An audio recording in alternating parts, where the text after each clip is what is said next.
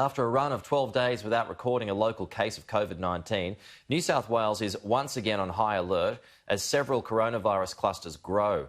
Health alerts have been issued for several public transport routes, prompting Labor to renew its calls for mandatory masks for commuters.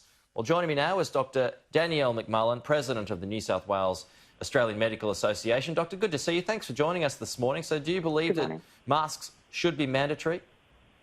Look, we've been calling for a long time now for masks to be mandatory in enclosed spaces where you can't be more than 1.5 metres away, and public transport is certainly on that list. Even though numbers are relatively low at the moment?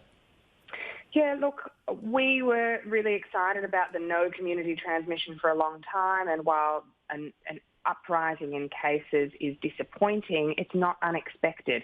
We're in the middle of a global pandemic. We've just heard that the UK has got 12,000 cases a day. So for us to have 5 or 8 is not unrealistic, and we really need the community to not be complacent and to try and live as normal a life as possible. But that means putting a mask on when you're on public transport and keeping your distance, even if you're at social gatherings with friends. Do you believe that complacency has crept in? I think we're all tired of COVID. We'd all love it to be over, and it's understandable that we took our foot off the pedal a little bit. And these new clusters just remind us that, unfortunately, it's still with us. We're lucky that it's not as bad as it is in many parts of the world. But to keep that up, we've got to keep up the good work we were doing all winter. Would you have thought then, if you want masks to be worn within a space of 1.5 metres, should that apply to other areas such as restaurants or cafes where people are indoors? Yeah, look, it's quite unrealistic to put a mask on in a restaurant or cafe. They're pretty hard to eat and drink through. Yeah, it makes things challenging, that's for sure. It does. So areas where public transport is a risk, we think that outdoor transmission is less likely. So that's why we haven't called for the outdoor mask wearing. But certainly if you were sitting inside for hours with a group of people in a space, you should think about putting a mask on. Do you think businesses are doing enough to ensure that they are COVID safe? Look, I think there's been enough scares and calls through New South Wales that, we saw some restaurants a couple of weeks ago get called out. And so there are COVID safe plans, and we're all pretty used to checking in with those QR codes.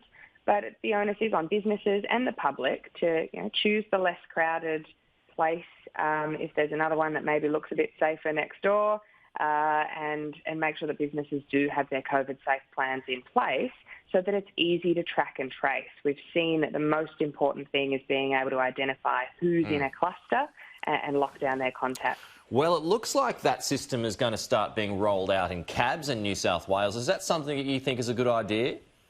Yeah, I think that seemed like an area that hadn't been being monitored where everything else is. Yeah. We know when we get in an Uber, so let's check into a cab as well. Yeah. And when it comes to family gatherings, is there any cause for alarm that you can tell from what you've seen? Are people, again, taking their foot off the pedal when it comes to that particular area? Because it looks as though in Victoria, that's where some changes might take place from the coming weekend.